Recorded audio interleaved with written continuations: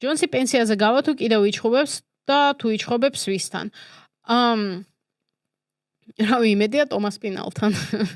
ამ მომენტში არ ამგონია რომ რამე ვინმეს გვაინტერესებდეს გარდა ტომას პინალთან ბრძოლის. მე პრობლემა არ მაქვს ისევ და ისევ იმაზე რომ ჯონსი პენსიაზე გავიდეს, რომ კარიერა დაასრულოს, ბრწყინვალე კარიერა ჰქონდა.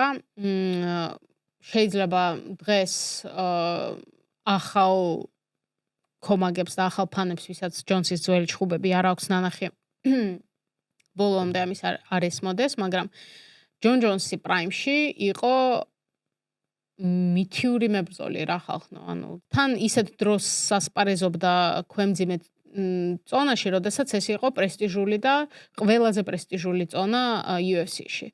და ანუ აბსოლუტურად რავი, ყველა დალეწა და ჯონსაც ჰქონდა ეს ხო, ანუ რაშიც იყო მეტოქე ძლიერი, აი იმ დისციპლინაში უნდა და შენი დამარცხება. აი ეგეთი აზარტი ჰქონდა ჯონს, ხო? და ამიტომაც ანუ მის კარიერას პატივს ვცემ, კი, მაგრამ თან მგონია რომ აი დღეს რაც ხდება, ეს ყველაფერი მის მემკვიდრეობასაც და ამ ლეგენდარულ კარიერას სერიოზულად აზიანებს. ну, პირდაპირ თქვათ ბოროტობს, ხო? ტომას პინალის მიმართ.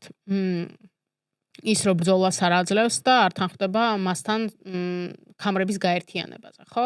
იმიტომ რომ დროებითი ჩემპიონის სტატუსში ტომას პინალმა უკვე 500 დღეზე მეტი დრო გაატარა, რაც ნუ სირცხვილია უბრალოდ. იმ დღეს ვფიქრობდი მაგაზე რა, ანუ ხახნო წარმოიდგინეთ ერთი რაღაც რა, რომ როდესაც კონორ მაკგრეგორი მსუბუქ წონაში ჯერ მხოლოდ იწყებდა ამ თავის აღმასვლას, ხო? და აი ჟოზე ალდოსთან ბრძოლა რომ არასდროს შემდგარიყო, ხო? ანუ სულ სხვა რეალობაში ვიცხოვრებდით დღეს. ჩვენი სპორტის სახე იქნებოდა სრულიად შეცვლილი. და მსგავს სიტუაციაში ყავს ახლა ტომას პინალი, რომელსაც აქვს უდიდესი პოტენციალი, არის შეუძლია გახდეს ვარსკვლავი, შეუძლია, მაგრამ ამისთვის სჭირდება ეს რა, სჭირდება ის, რომ ვინმემ კი არა და ანუ ჯონ ჯონსმა მისცეს ეს შანსი.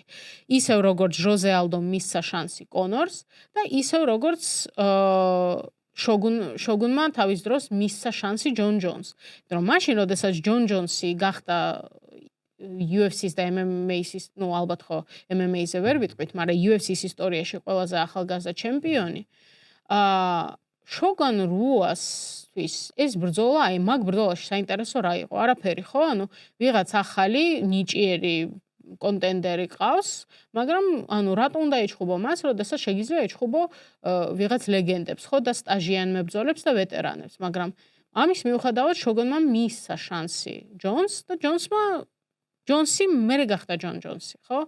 ანუ იგივენაირად კონორ მაკგრეგორი გახდა ჟოზე ალდოსთან ბრძოლაში.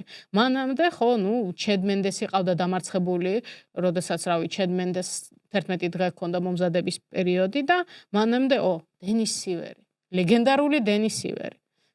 ხო, ანუ რომა არა ის ბრძოლა ჟოზე ალდოსთან, ხო, ანუ კონორ მაკგრეგორი ვერ იქნებოდა. იგივენაირად ტომას პინალს იმისთვის, რომ ტომას პინალი გახდეს რაღაც უფრო მეტი ვიდრე დღეს არის, სჭირდება ეს შანსი. ამიტომ რომს წააგოს. პირიქით, ძალიან მაგარი იქნება მგონი ჯონსისთვის ესეთი რაც კარიერის დასასრული, ხო?